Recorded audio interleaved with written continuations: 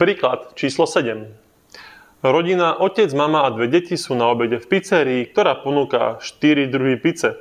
Každý z nich si objednal iný druh pice. Čašnička si z objednávky pamätala iba to, že otec si objednal pikantnú. Ďalšie 3 pice rozdala náhodne. Určite, ako číslo z intervalu 0 až 1 pravdepodobnosť, že každý z nich dostal práve taký druh pice, ktorý si objednal. Tak toto bude rýchlovka. Máme otec, mama, prvé dieťa, druhé dieťa.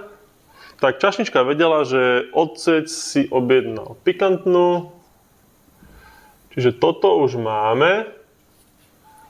A to nás vlastne už potom ani nezaujíma. Takže nás zaujíma vlastne tá pravdepodobnosť tých ďalších 3 picí.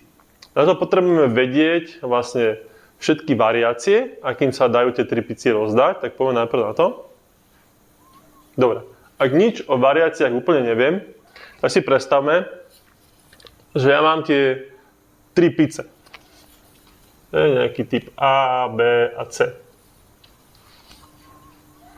To Ačko viem dať buď mame, dieťa 1 alebo dieťa 2. Čiže mám vlastne 3 možnosti. To bude 3 krát. No, jednu mám už preč, už mám potom len 2 možnosti. Buď mám sem alebo sem. Krát 2 a posledný jasný krát 1. Čiže to mi vyjde 6 možností. No, a pravdepodobnosť sa dá vyjadriť zlomkom, kde hore nás zaujíma ten prípad, ktorý vlastne chcem, aby nastal, lomeno počet všetkých možností. Takže počet všetkých možností už mám, to je 6. A koľko prípadov nám vyhovuje? No len jeden jediný, áno, aby každý dostal presne tú pizzu, ktorú si objednal. Čiže 1/6 je naša pravdepodobnosť. Ale oni to nechcú zlomku, ale sú to v desatinnom čísle. Čiže ak dám 1/6, dostanem po zaokrúhlovaní 0,17.